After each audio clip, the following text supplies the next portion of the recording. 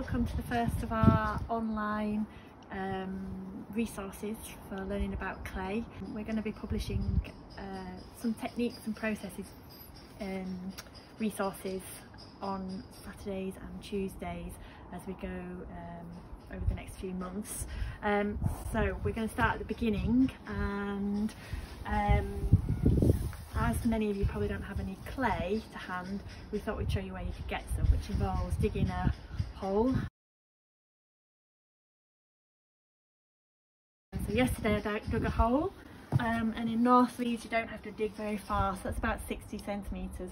The top layer is going to all be soil, so you've got soil which will break up as there's nothing holding that together. There's a lot of organic matter in there, and stones and pebbles and things, depending on where you are. There might be a bit of sand in there. That's not what we're looking for. We have to get through that. Down here you'll see this red stuff down at the bottom, which is the beginning of our clay seam. In terms of finding clay, the best thing to do is to ask around. If you know a gardener or a builder, an idea, and any sort of geologist, they'll be able to help you find a source of it. Hopefully it should be in your own back garden. Hard work, isn't it? It's solid, isn't it?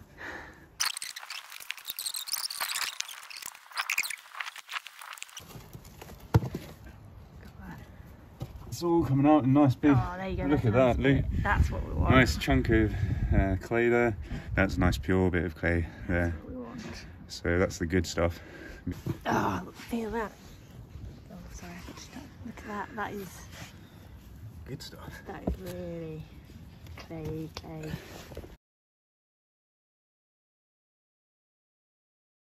Your spade's going to start sticking in the when you hit clay, and as you pull it through, it's going to get a lot tougher to dig up. This is why a builder's going to tell you where you source it, because they'll have the challenge of getting through this manually, and it'll feel clammy and a little bit tacky on the spade.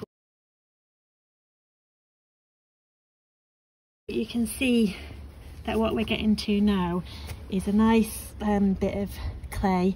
It's peppered with iron oxide, which with surface clays you're going to get about 2 to 5% iron oxide in there, but as soon as all of it's been mixed, all of this iron will thread through and we'll get a fired clay that's red, which is fairly typical. If you compare that to soil, you've got one that when I put it under pressure is crumbling, and one that's just holding its shape and clumping together, which clay does. It's one of its defining characteristics. It'll have a sheen to it, so when you cut through with that metal spade, it'll compress the particles, and the key bit is this,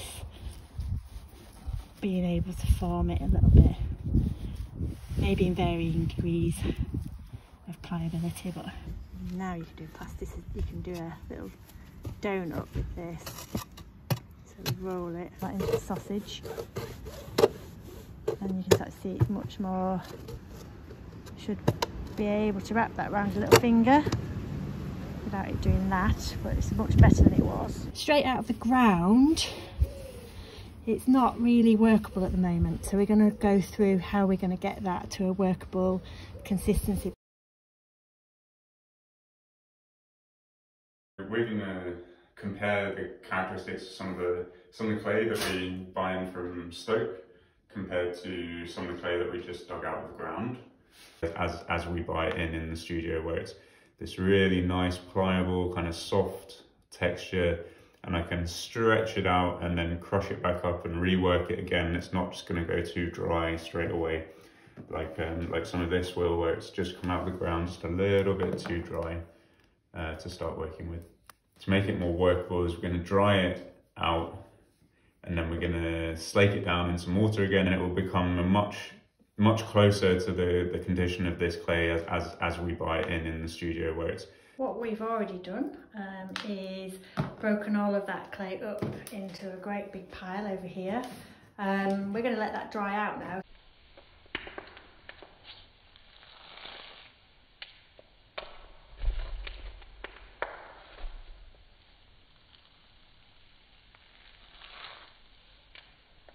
So if you want to join in, what you need to do is find a source of clay, and then lay it out into smallish chunks, probably about no bigger than an egg, a Cadbury's cream egg, let's keep this topical, and then crumble it into pieces.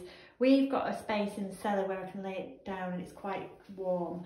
You could put it in your oven in a dish just under 100 degrees to dry out really quite quickly, and then next time we will go through how we're going to recycle the clay to make it usable again.